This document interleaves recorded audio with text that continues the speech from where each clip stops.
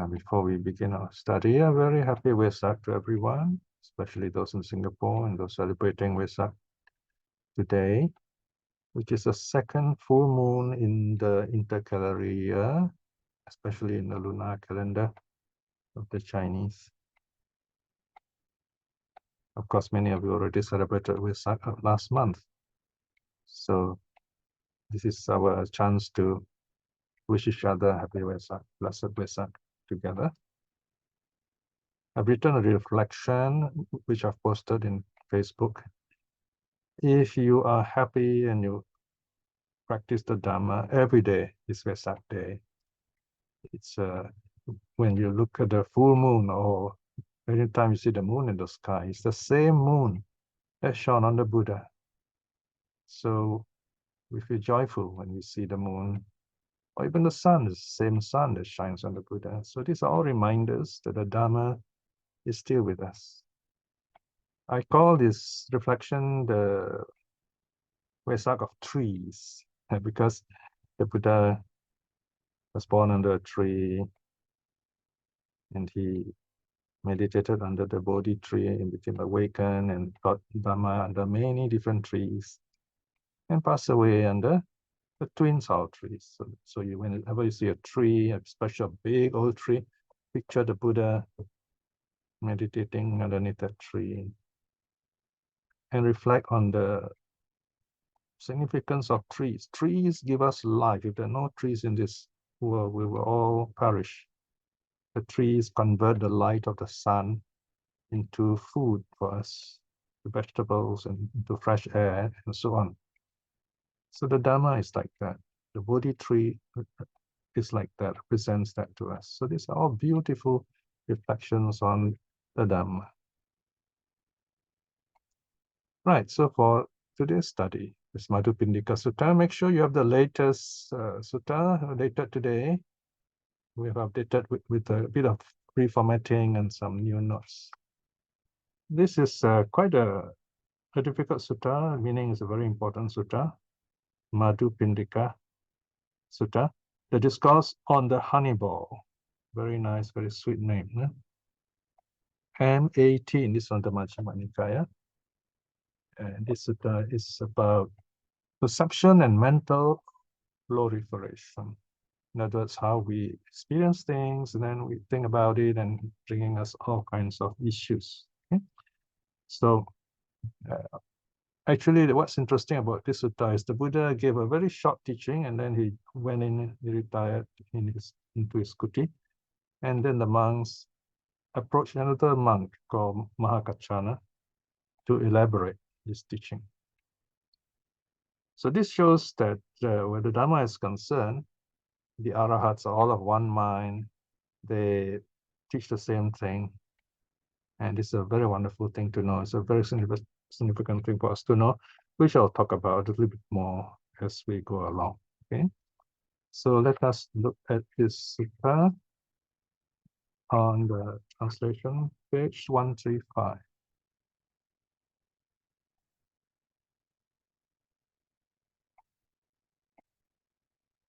Right, okay, here we are. Madhupindika Sutta, discourse on the honey ball, M18. Thus have I heard. At one time, the Blessed One was staying in Nigroda's park, the park belonging to this person called Nigroda, near Kapilavatthu or outside Kapilavatthu, in Sakya country. So here the Buddha is back in his home country, so to speak. And it's hard to say what year exactly this is, but it's definitely not the first year.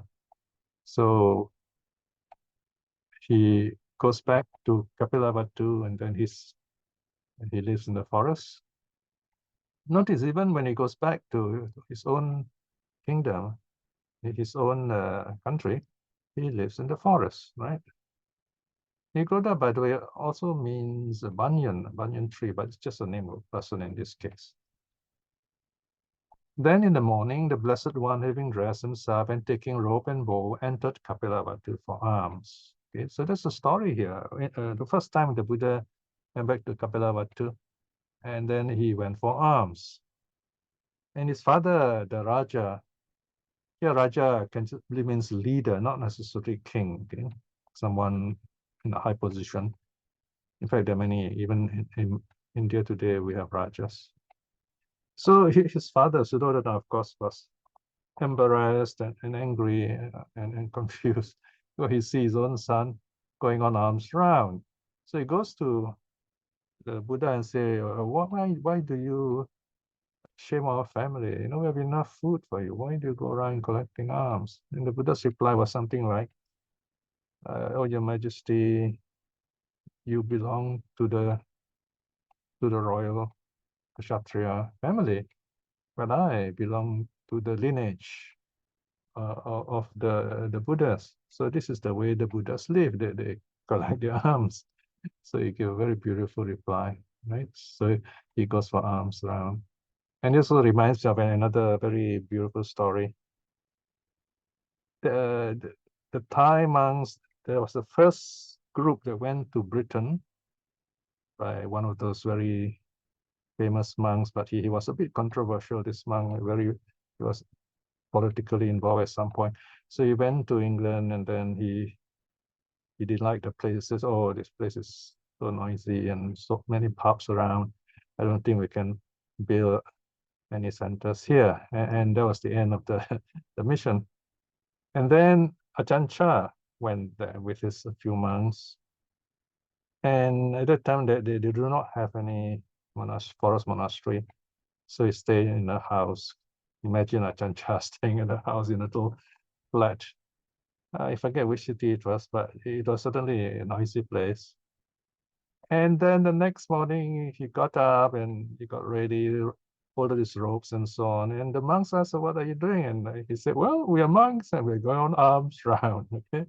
So he brought all the monks walking crocodile, we say in monastic slang. That means one after the other, right? Imagine this row of forest monks walking in a street in England. Of course, people were curious. I mean, being a monk with all the shaven head and very nice yellow robes, it's a great way to advertise yourself. So people are wondering and so on, you know. Anyway, the first day he got nothing, no alms at all, because people did not know what to do. So he went on every day, went on doing this.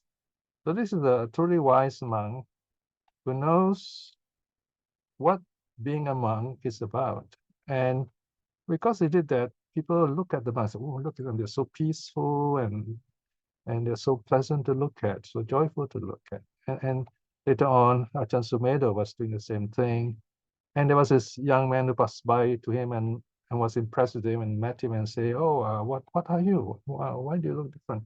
And he just say, I'm a monk. And the way, you know, this first monk talks so peaceful. You don't need to know what they're talking, but you just hear, you can feel that sense of peace. And this monk was so happy, say, oh, I have a piece of land, you know.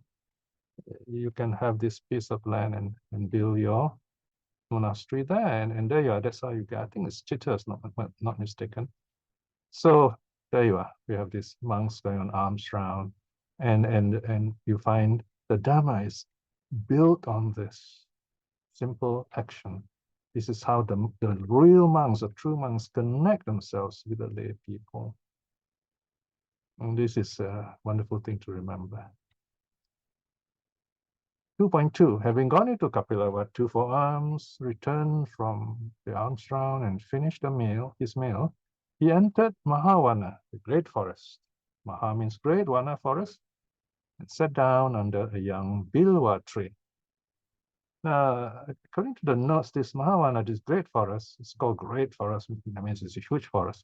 It stretches, we're talking about Sakya country, Nepal border, right up to the Himalayan foothills.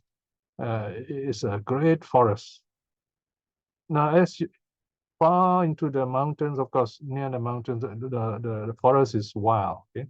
Whereas nearer to Sakya country, the forest is like cultivated, a bit more neat, and you know people can stay there. So the Buddha sat under a young Bilwa tree. Now this Bilwa tree is very well known in India. Even today, it's called bile, and so on, in different parts of India. It's probably the most popular medicine used in Ayurveda. Okay, and there's so many things about this tree you can read about. The Hindus believe that this tree is Shiva himself, so they call it Shiva Druma, the Shiva tree. So you can imagine sacred to the Indians. And what's interesting is in Indonesia, the last Indianized kingdom, Majapahit, was named after this tree, because in Malay, the bilwa tree is called Majja. Yeah? And the kingdom, I have not looked up the story. Majapahit, Pahit means bitter, a bitter bilwa tree or bilwa fruit. Anyway, it was the last Indianized kingdom in Central Java. So you have this really significant name, this bilwa tree. Anyway, it's a young bilwa tree, and the Buddha sat under this. Trees give shade, and very often they are big enough even to stay there during the period outside the rains period. That is one thing about India. You have 3 months of rain, and after that 6 months, kind of generally nice weather, and you can stay in the open. And the Buddha stayed under this bilwa tree. So he was sitting there, of course, meditating, and again, sitting there in the open, people can see him, and then they'll come to him. So there was someone actually, going for a walk. People do walk in the forest for exercise. The monks do that. So here, what the Buddha did was, after his meal, here the sutta says, for the day's abiding, or for his noonday rest, immersing himself in the forest. All right. I had some very interesting discussion on the word immersing, Ajjogahetua, with Clement. His Pali is improving very much now. So here, some translators say the Buddha plunged into the forest. A plunge is such a strong word. It means you suddenly you go in, you see. So I think the plunge here, or the Ajjogahetua here, refers more to his attitude to the forest. Right? That he, of course, by noonday, it'd be quite warm. So after the meal, the monks would go into the forest to sit quietly. Of course, very often we do see mention of the monks meditate. But imagine meditating just after a meal. It's not easy. You get groggy and sleepy. Of course, in the case of the Buddha, we like to imagine, oh, he's a very good meditator and so on. But remember, he has a human body. So if you look at the word Ajjogahetua, the commentaries only say that it means enter, go into. So it refers to him going into the forest. But there's something else very special about this word Ajjogahetua, or the infinitive is Ajjogaheti. I think it has a sense of absorbing, immersing himself in the forest. He feels very joyful to be in the forest. Of course, it includes him sitting in jhana, which is quite normal with the Buddha. And there is a very interesting mention of forest meditation. Now, this word forest meditation is quite tricky. When we say forest meditation, you think of, oh, meditating in the forest. But there's one very unique meaning here, found in only one sutta, and that is in the Chula Sunyata Sutta. Okay, so there in the Chula Sunyata Sutta, the Buddha mentions Aranya Sanya. And Aranya Sanya you translate as forest perception. In other words, you use the forest as the object of meditation. So you can translate it as forest meditation, but it means the forest is what you meditate on. So it's possible the Buddha is doing this kind of meditation represented by this word immerse, or immersing also. And there's something else very interesting I have to share with you with this. looking at this one, and I remember, oh, there is this forest meditation which the Buddha talked about, but I forget which sutta is it located on. And once I'm stuck in this deep end, you might say, I just can't recall. I resort to ChatGPT. All right. So I key in, I say, where in the suttas does the Buddha teach forest meditation? Now, ChatGPT is very diligent, so to speak, and put together very nicely worded answer and say, oh, you know, the Buddha does this meditation and so on. And this forest meditation is found in the Mahā Sunyata Sutta, and so on. There's a whole page of this. Very impressive. And you might think that, wow, this is amazing. This is right. But if you check, I checked out Mahā Sunyata, there's nothing there about this forest meditation. So, but the good thing is it gave me that push to investigate. So I told myself, okay, let's use logic here. If it is not Mahā Sunyata, it could be Chula Sunyata. And I was right. Okay? So in a sense, ChatGPT did help it in that way, although it is almost always wrong. Okay. And it's not the first time I did it. In fact, these few days I did it twice, and ChatGPT got it wrong, but through logical reasoning, I got what I was looking for. So that's about how sometimes translating a Pali can be very interesting, very exciting. And we have so many tools to use. Okay, now something's going to happen. All right, the Buddha is sitting there in the forest. Here comes along this very special man. Section 3. Then Daṇḍapāṇī, the Sakya, was walking about on a stroll, also went into Mahavana. So people go there to exercise. So you see there's this idea of exercising going on. And then in the SD61F, I think there's somewhere at the start, I'll be talking about how early Buddhism, the Buddha, is actually the ancient roots of modern yoga, of exercises and medicine, right? All this started with the Buddha. Okay, and the later Hindus just copied it and started putting in all their Brahmanical and Hindu names to it. Ayurveda, traditional medicine, also started with the Buddha. So this is found in volume SD60E. All right, so Daṇḍapāṇī. Daṇḍa means stick, pāṇī in the hand, stick in hand. So he's like, he has a walking stick, he's very arrogant. He walks in a very proud gait and so on.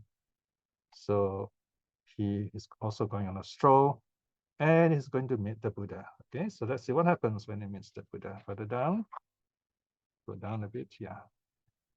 In Mahavana, he went up to the Bilwa tree where the Blessed One was sitting, immersed in the forest. Then he went up to the Blessed One and exchanged friendly greetings with him. When this courteous and friendly exchange was concluded, he stood at one side and leaned on his stick. So you can imagine, all right, standing at one side, Daṇḍapāṇī asked the Buddha, okay, before that, now what's wrong here? Now, if you know the suttas well, you know this Daṇḍapāṇī is very proud. He's not following protocol. He's not showing the Buddha any respect. The Buddha was quite young anyway at that time. You see, usually if the Buddha is sitting or the teacher is sitting, the person also will sit to communicate with the Buddha. But here the Buddha is sitting and he's standing, okay, and leaning on the stick, by the way. So kind of arrogant air to him. So he asked, notice he asked without any opening and addressing, okay? Maybe he did that earlier on during the greetings, but here nothing is recorded, showing that he's quite arrogant. So he says, what does the recluse say? What does the recluse teach? Okay, so what's your teaching? Now, this is the Buddha's reply. You notice that the name Buddha is not mentioned here. So when you read this, you're supposed to know who is talking. And we can know. In fact, if you read many of these modern novels, it's just like this. They won't tell you who's talking, but from the sequence, you will know. So here, paragraph 4, okay? Then the Buddha says, Avuso, friend, I speak in such a way so as not to quarrel with anyone in this world, with its gods and its Maras and its Brahmins, this generation with its recluses and Brahmins, its rulers and people, and in such a way that perception normal lie latent in that Brahmin. So notice it especially mentions Brahmin, very interesting, no?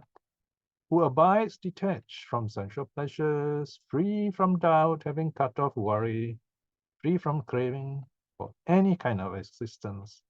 This is what I say, also. This is what I teach. Wow. This, I mean, this is a very profound statement.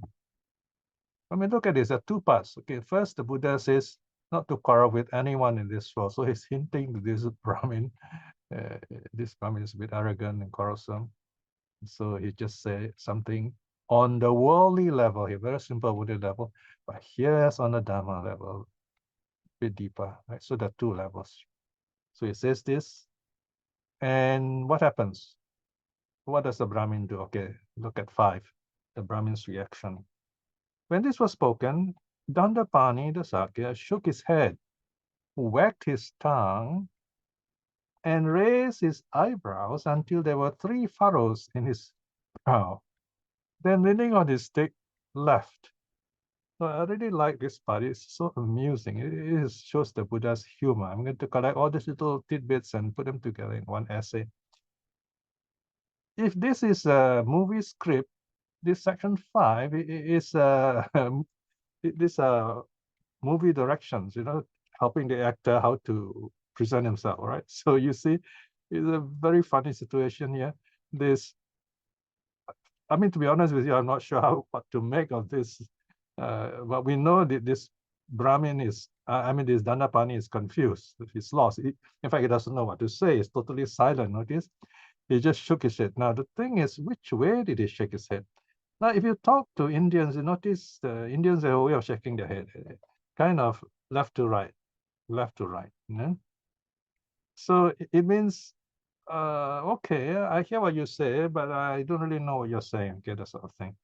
Now, the funny part, he wagged his tongue. What does that mean?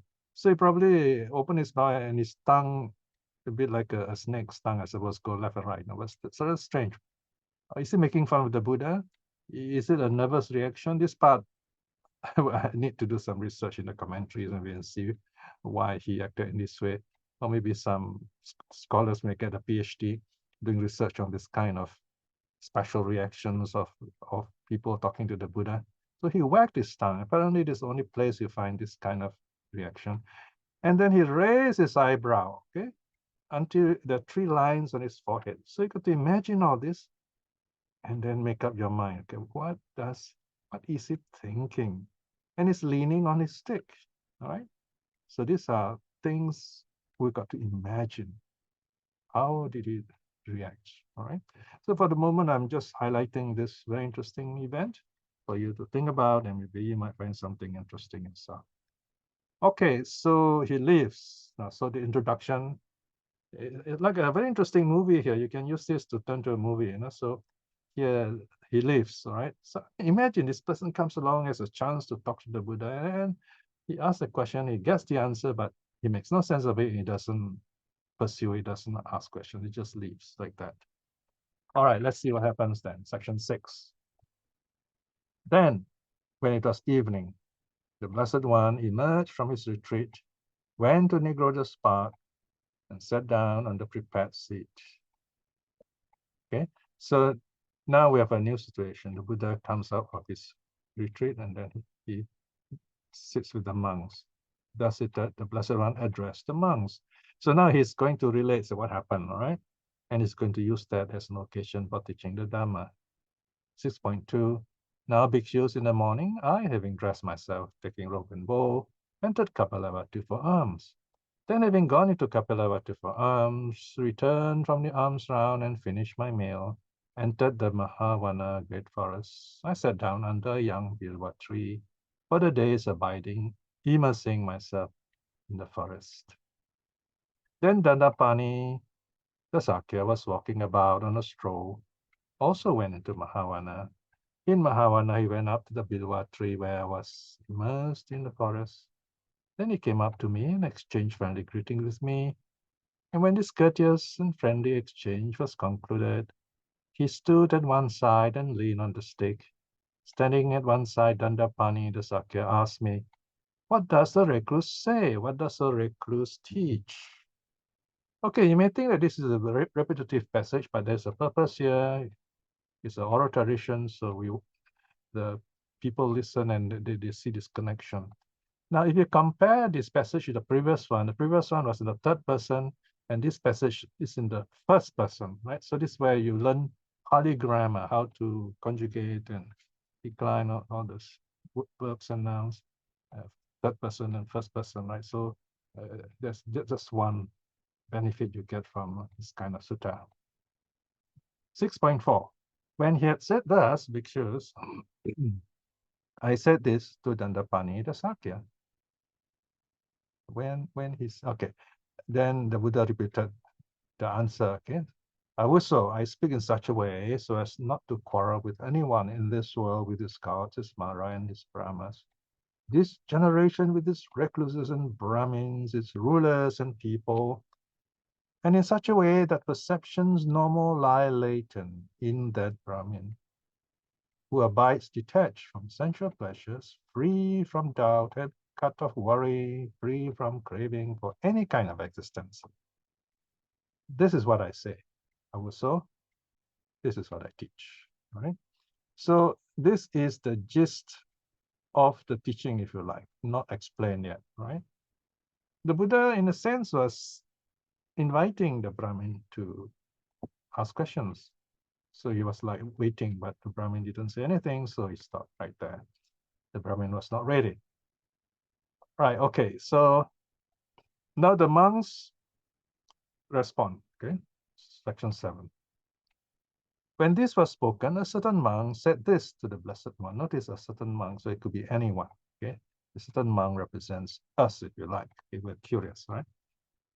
We would have asked the Buddha, but how, Bhante, do you say in such a way so as not to quarrel with anyone in this world, with its gods, Maras, and Brahmas, with this generation, with its recluses and Brahmins, its rulers and people? And how, Bhante, do perceptions normal lie latent in the Blessed One, the Brahmin who abides, detached from such pleasures, from doubt, having cut off worry, free from craving for any kind of existence, right? So, what do you mean by this? Tell us. Okay, this is what Daṇḍapāṇī missed. Okay, now the Buddha gives the short answer. Okay, that's the short, kind of slightly more than the previous answer, but still short. Section 8. So notice here I've given the heading, the 7 latent tendencies. Bhikshu, okay, here singular, the Buddha is addressing that monk who asked the question. Bhikshu, as regards the source from which proliferation of conception and perception assails a person, if one were to find nothing there to delight in, nothing there to welcome, nothing to cling to, this is the end of the latent tendency of lust, latent tendency of aversion, latent tendency of views, latent tendency of doubt, latent tendency of conceit. Just put it down. Go down some more. And then latent tendency of desire for existence, for ignorance. I'll explain this a bit more later, okay? In other words, basically overcome latent tendency.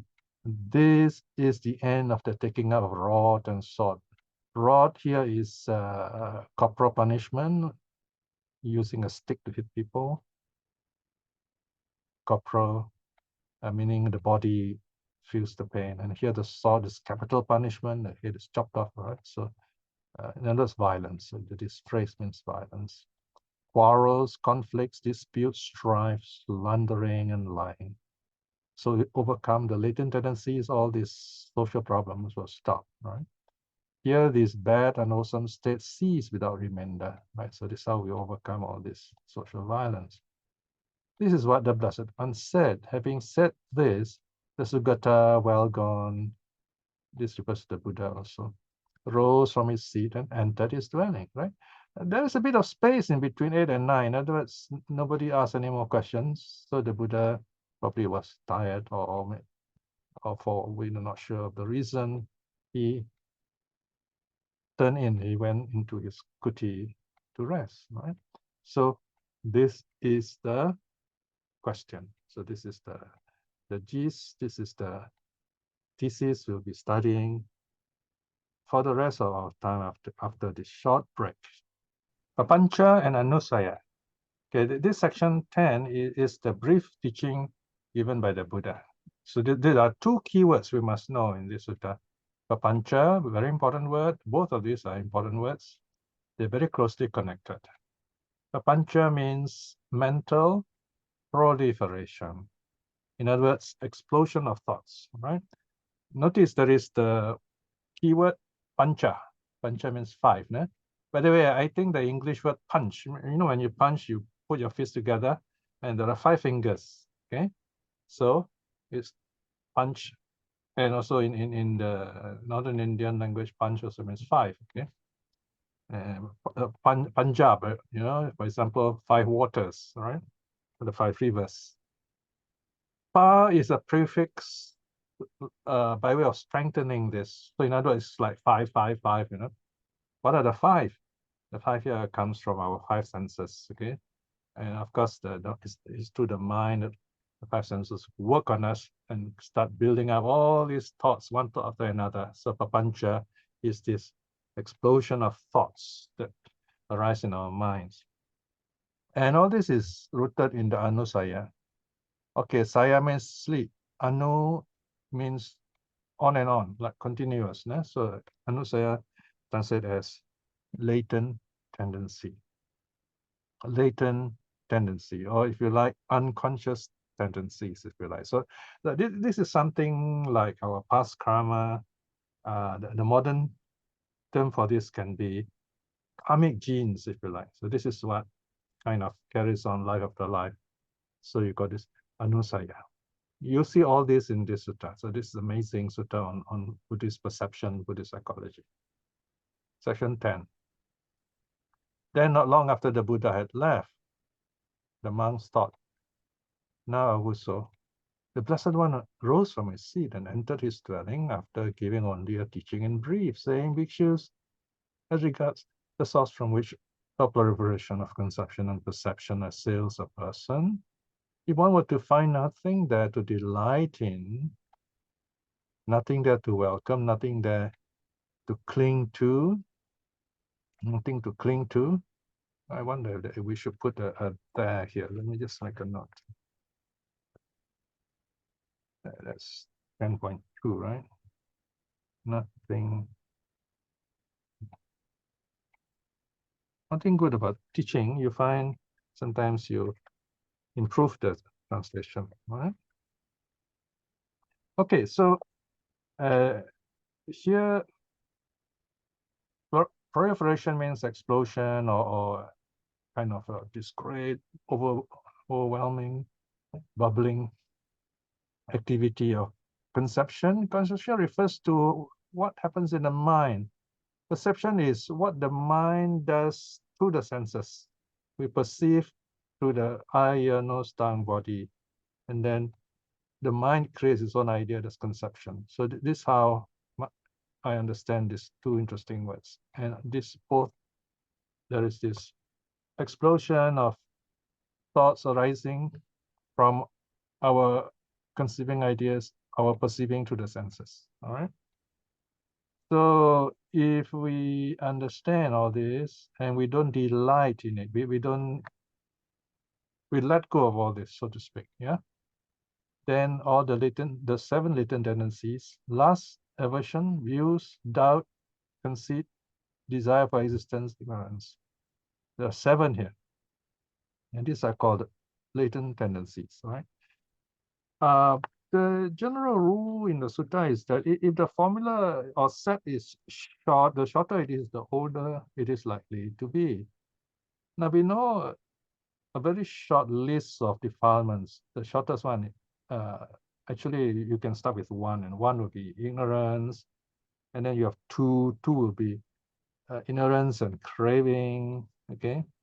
And then you have 3 will be greed, hate, delusion. All right, let's look at this greed hate delusion. All right. So you see, lust is like greed. Okay. Okay, greed is on the pre-conscious level. In other words, before we act, we are normally motivated by greed to break the precepts. And this greed goes deeper down into the unconscious level. All right. And that's lust. It's very strong craving. Yeah. And then hatred. Hatred, greed is lobha, and then dosa is hatred. Here it goes down deep into the later tendency. It is aversion, paṭṭika. You find the Pali words in the earlier list. Now, okay, so now we jump here, we go to the bottom. Ignorance. Ignorance is the root of delusion, right? So greed, hate, delusion. Then in between this aversion and ignorance, you have views, doubts, conceit, desire for existence. This has to do with views, right? In other words, has to do with ignorance also, it's expanded, right? So this to help better to discuss Dharma, talk about Dharma and the nature of the mind. So we have this expanded formula. The basic formula are the three roots. Okay. Now these seven, they lie deeper in the unconscious. We don't even know they are there. Right? We don't even know we have lust.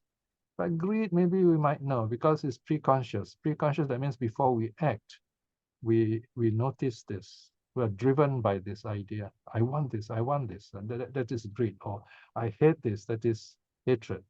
Or I don't know what it is, I'm bored, that is delusion. Right? All right. So if we are not attached to any of this conception or perception, the imaginations and the things that we experience through the senses, we let go of all those thoughts, let it pass, then we will not get caught up with it, right? All these seven latent tendencies will not be able to hold on to us. And what is the benefit of this? This is the ending of the taking out of rod and sword. No violence, no quarrels, conflicts, disputes, strife, slander, and false speech. We will not break the precepts, basically. Here, these bad, unwholesome states cease without remainder. Okay, you might even list the 10 wrong causes of action here, if you like, but here the Buddha highlights just a few to exemplify social strife, social problems. All right.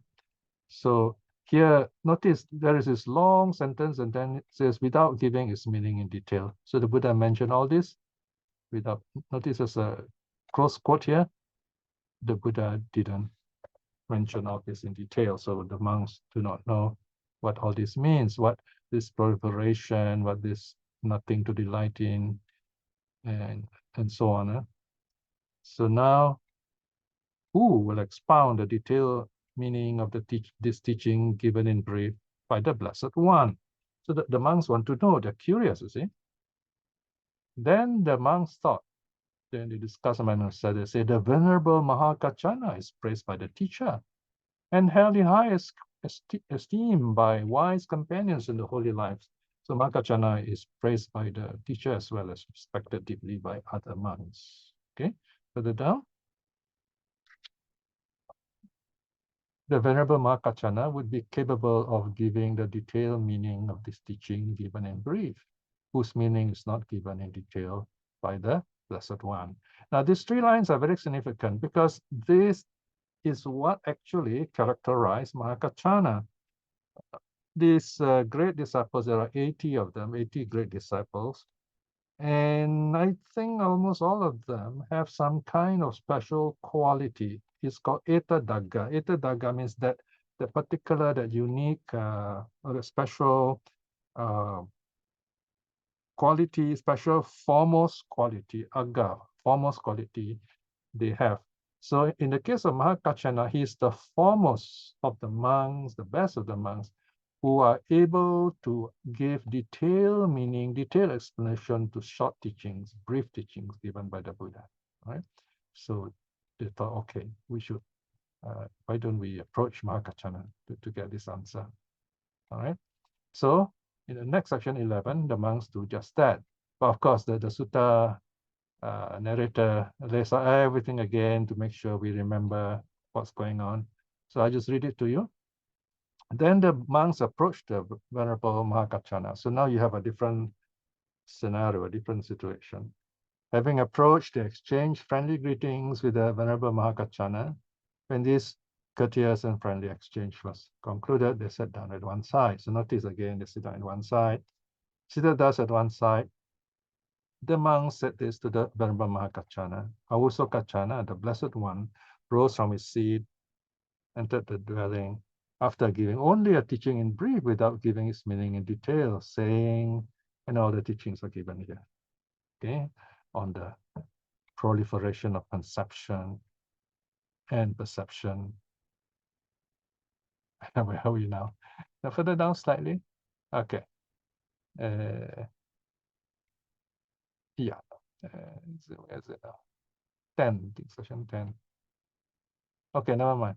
So, and then the latent tendencies are mentioned, 7 latent tendencies, right? So if we do not get caught up with the proliferation of conception and perception, we will not have all these ideas of wanting to cause trouble and so on with violence and quarrel, all right? So this is the statement made by the Buddha without any detail. So, and then the monk said, now we thought, who will expound the detailed meaning of this teaching given in brief without giving the meaning in detail by the Blessed One, all right? So they invite Mahā Kaccāna to explain. Okay, further down. Okay. So they go before Mahā Kaccāna and they say, Awuso, you are praised by the teacher, and then the other monks also know that you specialize in answering all these short questions in detail. So they make a request. The request is given here. May the Venerable Mahā Kaccāna give us a detailed analysis of this matter. All right. All right. So notice here there is a close quote. See that there are at least three layers of quotes here. Okay. Someone said this. Who said this? Who said that? Okay. 3 levels. No? Now Mahā Kaccāna replies. Okay. He starts off with what's called a hardwood parable, a very famous parable, but he uses this in his own way. Okay. Awuso, here's a plural, by the way. I don't use as, so just like the word Bante. Awuso is plural. You can say awusos if you like, but it sounds a bit odd because you don't use as in Pali. Awuso just as a person needing hardwood, seeking hardwood. Hardwood is the hard part, the inner part of the wood that carpenters use. Outside are the softer parts which they will remove. Seeking hardwood, wandering in search of hardwood after passing over the root and trunk of a great tree that stands full of hardwood. Were to think that hardwood will be found amongst its branches and leaves. Even so, it has come to this, Venerable says. So it's like Mahā Kaccāna is like reprimanding the monks. He's saying, basically, you have the Buddha. Why don't you go to him? Why did you ask him? All right. So he says, you're like this carpenter, not very clever. Now he needs this really solid wood. He goes to the forest and he finds this big tree. But instead of getting this really solid trunk, he looks for it in the branches and leaves and so on, right? So this also shows that this Mahā Kaccāna is very humble, right? He's not happy to say, oh, good, I'm going to answer this question which the Buddha didn't answer.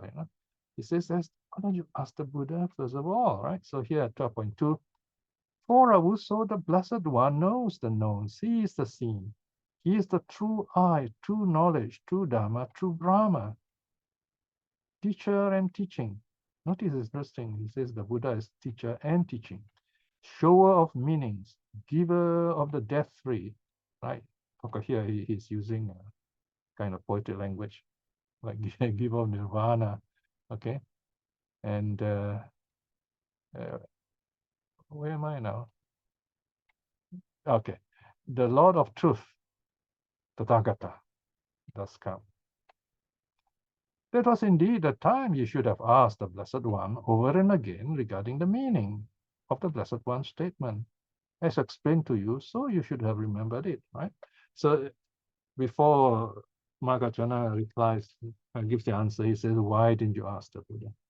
You could have asked him, right? Of course, the monks have to answer this, and the monks do give a very clever reply. That is next section, 13. Let's go down, 13. Okay, so the leader of the monks, I don't think the monks speak together, but the leader, truly Avuso Kaccāna. The Blessed One knows the known, sees the seen. He is a true I, true knowledge, true Dharma, true Brahma. Teacher and teaching, shower of meanings, giver of the death-free, the Lord of truth, the Tathagata. That was indeed the time we should have asked the Blessed One over and again regarding the meaning of the Blessed One's statement. It's explained to us, so we should have remembered it. Right? So here the monks repeat all this for connection, so that people like us, we listen, we can see the connection. But we read this, so it's not so important to us, but still, this is the way the suttas are preserved, so that they last for 1,000 years, 2,000 years, for another 1,000 years, hopefully. Right? And then this is what the monks explain to Mahā Kaccāna, why they finally convinced Mahā Kaccāna to teach them. But the Venerable Mahā Kaccāna is praised by the teacher, that's the Buddha, and held in high esteem by the wise companions, in the holy life, by other monks. He is capable of giving the meaning in detail of this teaching, given in brief by the Blessed One. So this is the specialty of Mahā Kaccāna. Let the Venerable Mahā Kaccāna give us a detailed analysis of this matter, if it is no trouble. All right, so this is being polite. All right, then Mahā Kaccāna finally responds, or relents, if you like. In that case, listen, Avuso, pay close attention to it, I will speak. So this is a bit like the Buddha, right? So here we are, Mahā Kaccāna speaking as an arhat, presenting the Buddha. And then, yes, Avuso, this probably the monks reply together in one voice, all right? And then the teaching, this is the marker, see the teaching, the Venerable Mahā Kaccāna said this, right? So from here, you get the actual Dharma being taught. 15. Avuso, the Blessed One, rose from his seat and entered his dwelling, after giving only a teaching in brief, without giving its meaning in detail, saying, Bhikshus, as regard the source from which a proliferation of conception and perception assails a person, if one were to find nothing there to delight in, nothing there to welcome, nothing to cling to, this is the end of the 7 latent tendencies: lust, aversion, views, doubt, conceit, desire for existence, and ignorance. And this is the ending of the taking up of rod and sword, quarrels, conflicts, disputes, strife, slander, and false speech. Social strife, in other words. And here, these bad and unwholesome states cease without remainder. Right, so here Mahā Kaccāna repeats the question, or the statement, which is made by the Buddha, a brief statement. Avuso, in regards to the meaning in detail of this teaching, given in brief by the Blessed One, without giving its meaning in detail, I understand its meaning in detail to be as follows. All right, so here you are, I'm going to tell you the details. Okay, here we see there are, I think, 3 parts to Mahā Kaccāna's answer. This is the first part. Maybe I should put number 1 in brackets 1 here, perhaps. Mental proliferation as an unconscious process. So we don't even know this is going on. Even right now, this mental proliferation is taking place in our heads, if you like. Now, okay, look at the first one. I-based proliferation. Avuso, says Mahā Kaccāna, dependent on the I and form. I consciousness arises. So this is the first cycle. I plus form. Faculty or organ plus object. I consciousness arises. When you look at something, I consciousness arises. The meeting of these 3 is contact. Phassa. Okay. So once you have I form, I consciousness, seeing arises. So this is the sense impact. This is the sensation, sense experience. With contact as condition, there is feeling. So when you have this sense impression, feeling arises. You like it, you don't like it, right? When one feels, one perceives. Okay. Now later I'll explain why feeling first and then perceives. Why not perceive first? What one perceives, one thinks about. All right. What one thinks about, one mentally proliferates. You think about something, it's going to explode into many, many more thoughts.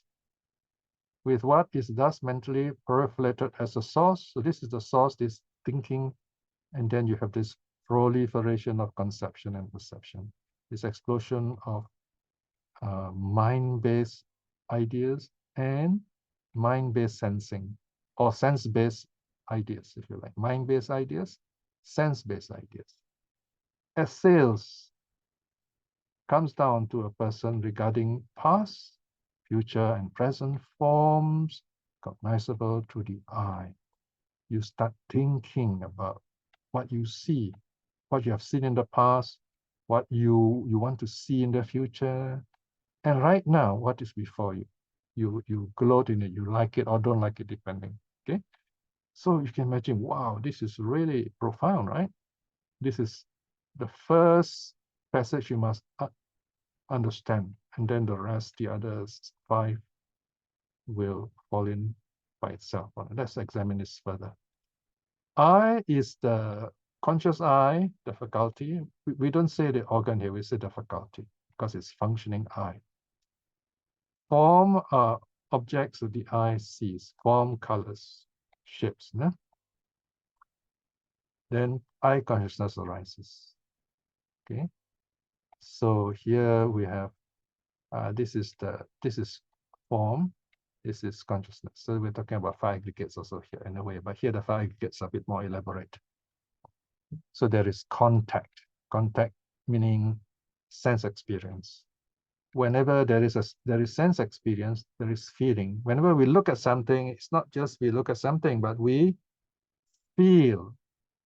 I like it, I don't like it, or I don't care about it. How is that? You like it because you perceive it. You connect it, you recognize it. Perceive means you recognize it as something in the past which was pleasant, and then you see this repeat again, you say, okay, I like it now. But you remember something unpleasant about it in the past, then you see this person which is familiar from your past, you don't like, and then you see this person looks like him, say, oh, I don't like this person, right? So we're caught up like that. But if it's a new experience, you don't know what to make of it, then you may feel bored. You don't care about it, okay? So that will be delusion taking over. So in a sense, feeling and perception, they go together, they arise together. But for the sake of explaining, of teaching, feeling is mentioned first. Then the Buddha talks about perceiving, because you find after that it's easier to link with think about. See, you can actually go take either one, see, but here perceiving is used because perceiving is close to thinking. So we start thinking more ideas. What if this? What if that? I remember this, I remember that, and so on. So you go on thinking like that. That is called mental proliferation. So when your thoughts coming in, you can get lost in it. You get absent-minded with it, right? And then the Buddha says, with this as the base, as the source, okay? When you take this as the cause, there is proliferation of conception and perception. Okay, this is a big word. I'm trying to simplify it for you tonight. It simply means more flood of ideas will come into your mind through the mind thinking about it. It is conception, the mind conceiving it. And then perception, the mind creating more ideas through the sense experiences, perception, okay? Mental conception, sense-based perception, all right? Ideas through the mind are just to the senses. And we relate this regarding the past, future, and present forms.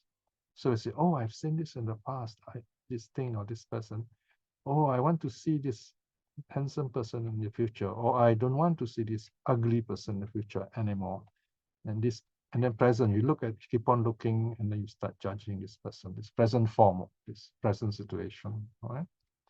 So you see how time is connected here. This mental proliferation, in other words, spread out throughout the 3 periods of time. It occurs all the time. So this is very important to understand, right? This is regarding I and form. Now, I'm not going to repeat the rest. Okay, I'll just show you. So in this second case, ear-based proliferation, it begins with the ear. So the ear, and you hear a sound, and then you're conscious of it, and then you sense it, and then feeling arises, and then you perceive it, you recognize all kinds of ideas about it, past, present, future. You think about it, and then this thinking brings in even more thoughts, explosion of thoughts, right? That's called proliferation of conception from the mind and perception from the senses.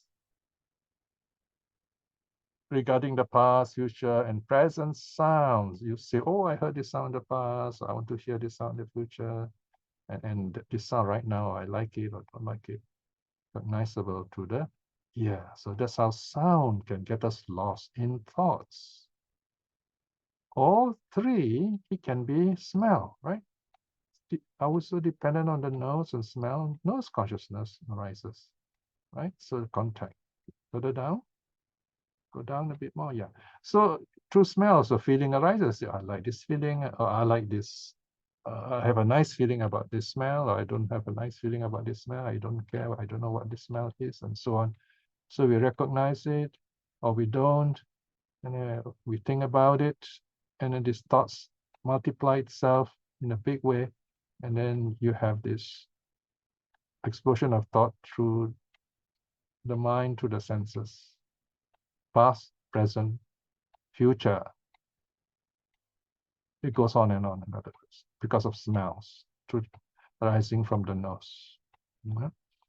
Next, same thing with taste, tongue and taste. So we taste something, we say, oh, I like this, I don't like this. So you have this taste arising, and then feeling following, and then we think about it, right? And then these thoughts go on like that. And then you have thoughts related to the mind, to the senses, past, present, future. So, oh, in the past, I had this nice food. I wish in the future I want this food. And then you look at the present food before you. So it goes on like that, thoughts fill up. Then 5, the body, right? So you have eye, ear, nose, tongue, body. So body is the 5th sense, right? So also dependent on body and touch. Body consciousness arises. And then there is contact. With contact, there is feeling, nice feeling, not nice, neutral. Then you recognize this, you think about it. When you think about it, many, many ideas start crowding your mind. And that's called proliferation of conception and perception. Conception, ideas arising to the mind. Perception, ideas arising through the senses. And all this has to do with the past. You connect with something in the past, or you want something in the future, and then this thing in the present before you're still there. You're dealing with it, right? So this because of the touches, the feeling to the body, arising to the body. Now comes the last one, all right? Mind-based proliferation. This is very important.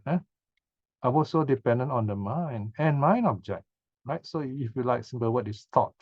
Mind and thought, mind consciousness arises. Notice the pattern is the same, right?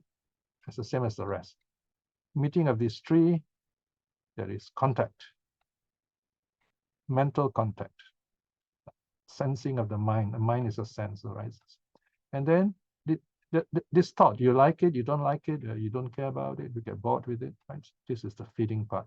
Because why? You recognize it with some thoughts from the past, and you think about it. And when you think about it, these thoughts explode into more thoughts.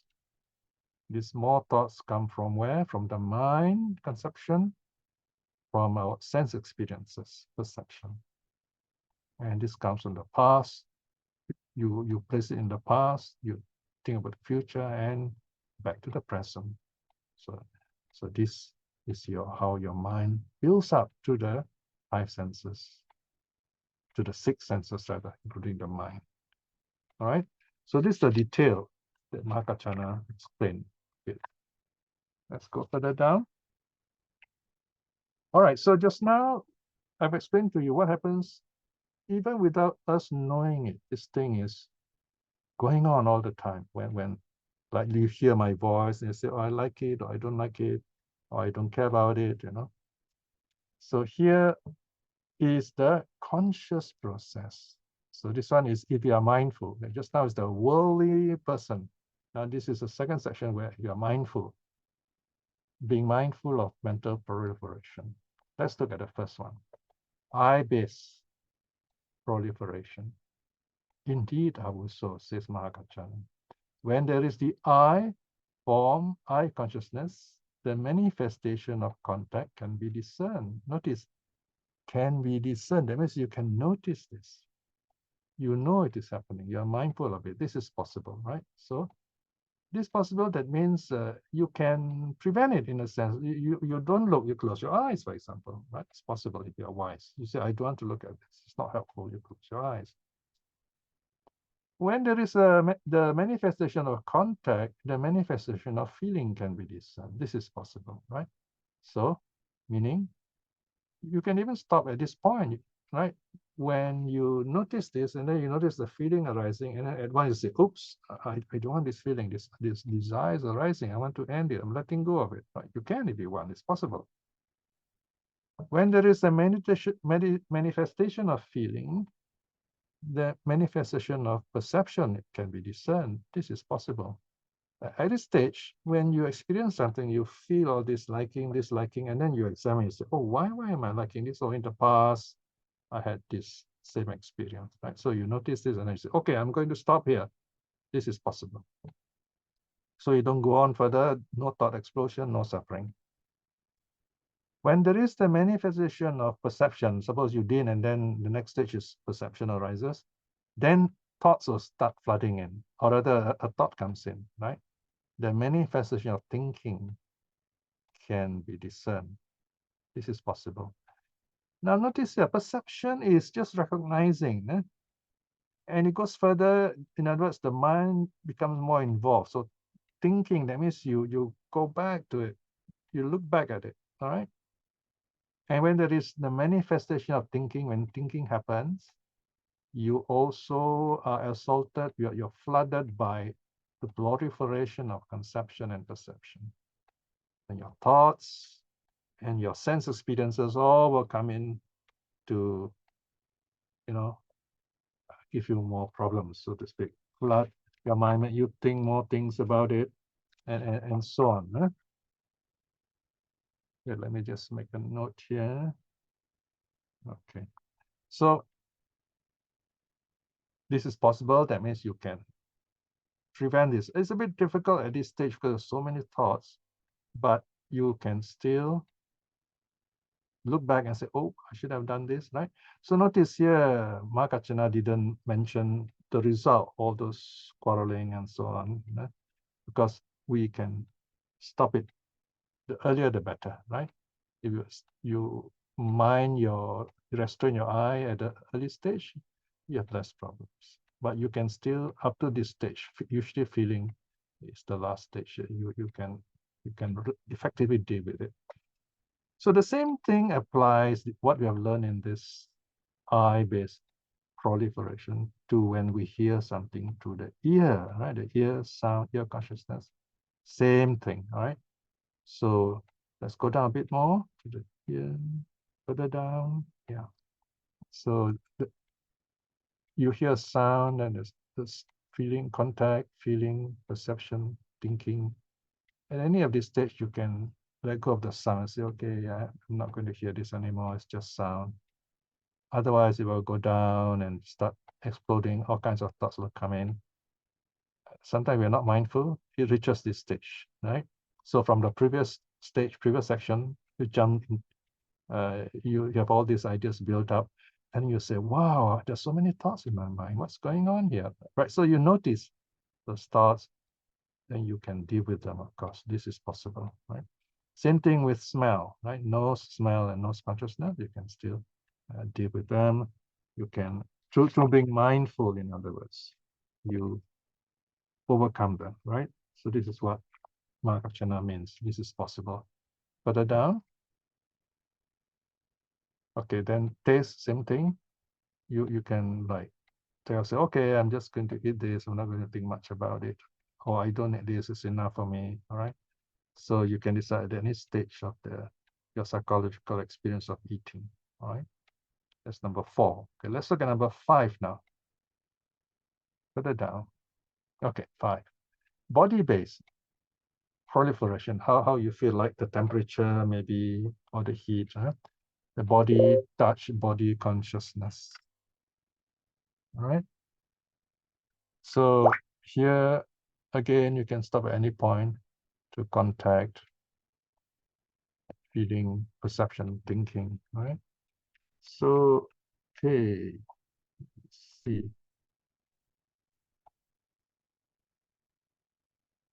Right, now we go on to the last one, mind-based 6. Indeed, I will. So when there is mind, mind object, mind consciousness, the manifestation of contact can be discerned, right? So you start thinking about one thing and then it leads to so many things. You can stop it at any of the stages mentioned. You can stop it when you notice it arising through contact or through feeling, through perception, right? Before it explodes into a lot of thoughts. All right, further down. Yeah, 17. Okay. So this is the second one. This is for us, basically, the second part where we got to practice mindfulness. Now, in this last section, the ending of the round of existence, this is the arhat. Okay. So here, further up, list 18. Push up a bit. Okay. Indeed, I will so, says Mahā Kaccāna, when there is no I, no form, no I consciousness, it is not possible to discern the manifestation of contact. Right? That means if you don't look, right? No eye doesn't mean you're blind, means you don't look, okay? These 3 things. Of course, it can refer to nirvana also. These things don't exist, right? When there's no manifestation of contact, it is not possible to discern manifestation of feeling. No contact, no feeling. So this is a bit like dependent arising, okay? Another version of it, yeah? When there's no manifestation of feeling, when there's no feeling, it is not possible to discern the manifestation of perception. No feeling, no perception. All right, simplify. No perception, no thinking. No thinking, no proliferation. See, so notice here. You don't have to see. If it is not a good sight, close your eyes, right? And then there's no contact, no feeling, no perception, no thinking, no proliferation. That's the sequence. Now, this passage is very interesting because this explains what some of you sometimes ask, especially those influenced by Mahayana, what the Heart Sutra is about, right? We often have a wrong idea about the Heart Sutra. The Heart Sutra say what? No form, no feeling, no perception, no formation, no consciousness, no Four Noble Truth, no this, no that. And then we say, oh, very good, I know everything already. No need to know anything. Know this, know that. The real meaning of it is found in this passage here. When there's no I, no form, no I consciousness, then contact doesn't arise. No contact, feeling doesn't arise. No feeling, perception doesn't arise. No perception, thinking doesn't arise. And when thinking doesn't arise, all this explosion of thoughts doesn't occur either. In other words, you're happy, peaceful. Okay? In a sense, for most of you right now, what's happening? You notice, catch this moment. If you're focused on this sutta, you say, oh, this is beautiful, I like peace, right? That kind of moment. It's just a brief moment, but it's there. You can sense it. And the same thing applies to if there's no ear, no sound, no ear consciousness, right? Then there's no contact. If there's no contact, there's no feeling. Further down, go down, so no feeling, there's no perception, no thinking, and no thinking, no proliferation. Now, next session, taste, tongue rather. Whenever there is no tongue, when there's no tongue, no taste, no tongue consciousness, there's no contact, right? No tasting to decide about. no feeling, no perception, no thinking, and no proliferation. 5, section 5. Indeed, I would so, says Mahā Kaccāna, when there is no mind object, no mind consciousness, when we don't think about anything, there is no contact. There's no mind contact, minding. That no feeling arises, no perception, no thinking, and no proliferation. Okay, so that's the last one. Let's go further down. Okay, now, so if none of this exists, then all the latent tendencies will not arise, right? So now Mahā Kaccāna comes back to what the Buddha said here. He's explained all these 7 latent tendencies of lust, aversion, views, doubt, conceit, desire, for instance, and ignorance will not arise, and all these bad actions will not arise. Society will be happy, and the monk will be enlightened, becoming arhat. 19.2. Also, when the Blessed One rose from his seat, entered his dwelling, and giving only a teaching in brief without giving its meaning in detail, I understand its meaning in detail to be such. All right, so this is Mahā Kaccāna's reply. Now, then Mahā Kaccāna says something interesting. He says, now, if you wish, Venerable Sirs, go to the Blessed One and ask him over and again about the meaning of this. So here, what Mahā Kaccāna wants to do is say, okay, let's endorse this, okay? Let's go to the Buddha. In fact, he wants them to go back to the Buddha. He says, let's hear it from the Buddha himself. Right? See what the Buddha says. So now, they go back, they all go to the Buddha, see, 20. Then the monks, having joyfully approved of the Venerable Mahā Kaccāna's word, rose from their seats and approached the Blessed One. And having approached him, pay homage to the Blessed One, they sat down at one side. Okay, here I will summarize just to save time. Same thing. So they relate to the Buddha everything that Mahā Kaccāna has said. Everything's repeated here. So you see, wow, like how many? 4 times, isn't it? So when you listen to it, you remember it by the end of the sutta. So everything's repeated. Okay, go further down. Further down, yeah. So everything's repeated here about the latent tendencies. And then the Buddha replies. Okay. So here the monks say, okay, the monk explained to the Buddha how they went to Mahā Kaccāna and so on. Okay, further down. Okay, so then the Buddha replies. The Buddha says, Mahā Kaccāna Bhikshus is wise. Mahā Kaccāna Bhikshus has great wisdom. If you had asked me the meaning of this, I would have explained it in the same way that Mahā Kaccāna had explained it. Such is its meaning, and so you should remember it, right? So this is the Buddha's endorsement. Yes, you have heard the right thing. So notice everything is repeated. So all the monks have a chance to listen to it again, and the teachings become clearer. And I hope by this time when you hear, you say, okay, I have a better idea now. But remember, you got to follow up with your own homework, so to speak. Read the sutta, read the notes, stay with one section, so that you can understand that section properly, and then you build up from there. Now we come to the conclusion. Okay, Ānanda comes in here. 22. When this was said, the Venerable Ānanda said this to the Blessed One. Bhante, just as a person exhausted by hunger and weakness were to come upon a honey ball, right? Imagine a honey ball like a sweet Indian kind of cookie. Wherever he were to taste it, he would get a sweet, agreeable taste. Even so, Bhante, any able-minded bhikshu, wherever he might examine with wisdom the meaning of this Dharma discourse, he would find satisfaction and confidence of mind. So here, Ānanda is referring to us actually. So if you're all able-minded, that's why you all are here listening to the suttas, and you've been here for what, over 2 years now. So if you reflect on this, wisdom will arise in you. Now, what Ānanda is interested here is this last line here, Bhante, what is the name of this discourse, right? So the Buddha replies, in this connection, Ānanda, you may remember this Dhamma discourse as the honey ball discourse. So this is to help, it's like an index. So in the future, the mass can refer to say, oh, okay, you should listen to the honey ball discourse. And then one of the older monks will relate to the younger monk, say, okay, this is what the Buddha said, right? So this is the oral tradition. The Blessed One said this, satisfied, the Venerable Ānanda rejoiced in the Blessed One's word.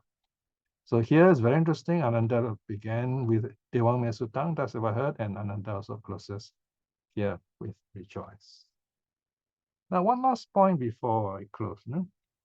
Now, if you look at the sutta, the key idea are the six senses, right?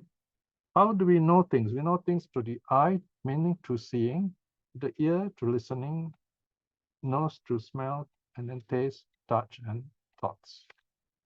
Our senses go out in 6 ways. Now, this is one way of looking at this is called distributive cognition. Distributive awareness or consciousness, if you like. Now scientists are discussing, they say our mind actually is in this way, is all around us, experienced through the 6 senses. They didn't use the word 6 senses, but what's interesting is you can see here, the Buddha is saying the mind is not located in the brain. The commentators say it's located in the heart, but that again is their own idea. But it spreads out in 6 directions, at least in 6 ways, right? But when we look at the mental proliferation, we extend these ideas. So you have the idea of an extended mind. And this is what I'm going to talk about, the distributive mind, the extended mind, or extended consciousness in the next lesson. So next lesson, especially Vimuccati Sutta, is going to be about the mind. Where is it located? What is the mind, basically? So it's going to be very interesting. It's the first time I'm giving this talk because one of you, Charles Bachelor, is very, very curious about this. So, and I'm so happy that people are curious about it. So, and I'm very curious about it too. So to talk about it, I have to prepare myself. I have to learn also. So I will conclude here for tonight. We've got 5 minutes for questions. Thank you, Piya. Yeah. Sister, I assume you can take over now. Thank you, Sister Ratna. Madhu, Brother Piya. Yeah. There's one question in the chat box. Patricia was asking about which sutta is it related to forest meditation. She wants to know the sutta. Okay, yeah, Chula Sunyata. Chula Sunyata, you email me, I'll send you the sutta. Right now, I'll send you the sutta. All right. M121. Okay, it's my encyclopedia. SD 11.3. All right, very good. You see, all this training, all these years, is I'm so happy to hear she knows all this by heart. I'm not very good with numbers myself, but she can remember it, right? Was wonderful. But anyway, still write to us. We can send you the latest version if there is one. Okay. Okay. Any other question? Thank you, Brother Piya. There's no question in the textbook already. Any brother or sister would like to ask question, you can unmute yourself. Yeah, sure. Yeah. Thank you. Okay. Is it Patricia? Yes. Yeah. I think the last minute already answered my question that I had. But let me, my question was, I have written it down. Is mind consciousness the same thing as the manifestation of thinking? Feeling. But now I think that you explained that the mind is not only the thinking, it's also in the other senses, right? Yes, that's right. Oh, yeah. Yeah. Okay, so I'm looking forward to the next Okay, Zoom wonderful. meeting. Yeah, exactly. That's the point. It's really amazing what the Buddha has taught, which we're not aware of, But now with all these scientists and psychologists discovering so many things about the mind and Buddhism, we are beginning to know better what the Buddha is trying to say.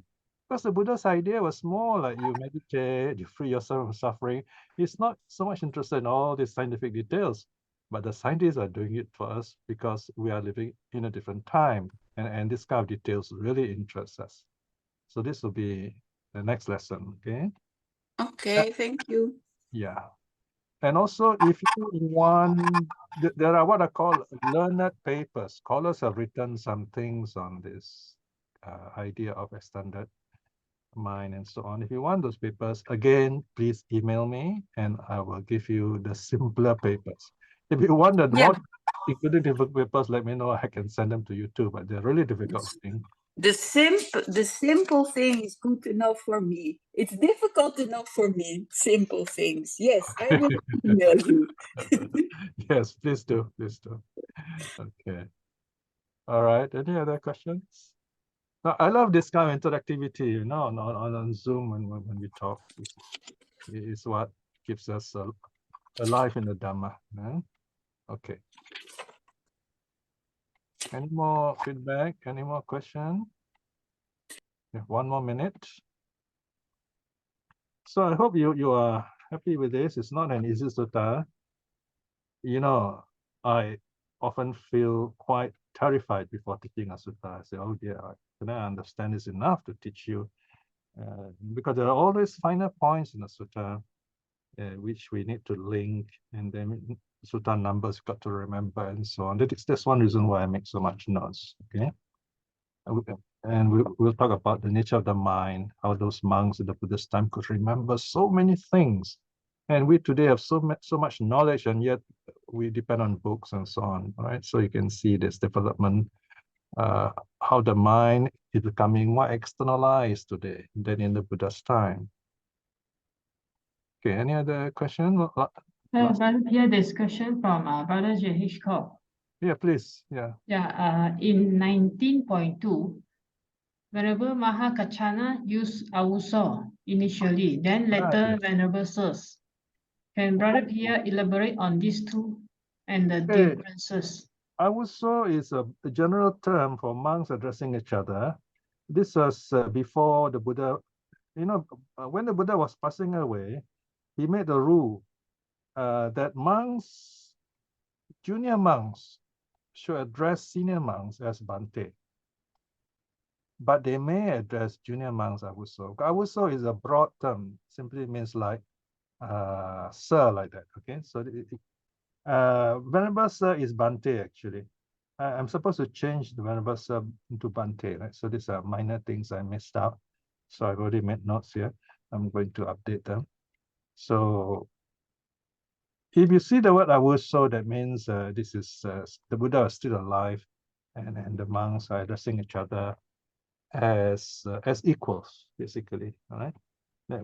Before Buddha passed away, he wants to make sure that the junior respect the senior. So he says the junior has to call the senior monks Bhante. All right. So I hope that clears your question. Huh? Okay. Any more last minute urgent questions? No more. Huh? Yeah, no more. Thank you. Photograph right now. Thank you, Exin. I'm working on 60E and 60F actually. This is our 20th anniversary project. It's running into the second year. It's amazing. I never thought I could be writing endlessly into hundreds of, nearly 1,000 over pages now, because it's going to be 5 volumes.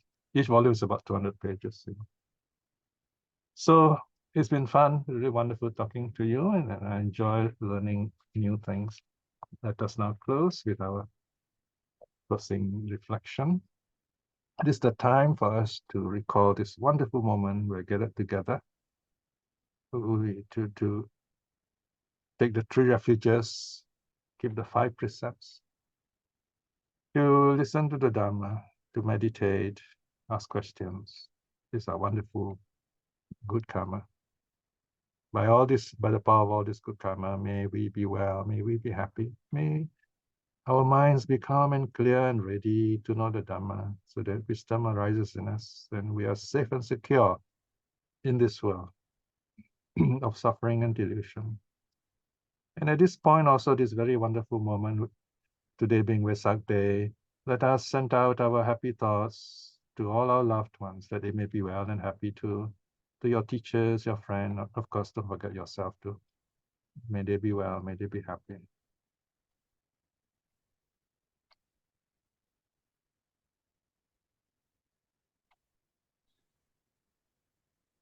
And now let us close by showing our gratitude to the three jewels. Arahang Samma Sambuddho Bhagava Buddhang Bhagavantang Abhivademi. Bow down to the Buddha. Swakato Bhagavata Dhammo Dhammang Namasami. Bow down to the Dhamma, the teaching. Supatipanno Bhagavato Savaka Sangho Sanghang Namami. Bow down to the noble Sangha. Sadhu, sadhu, sadhu.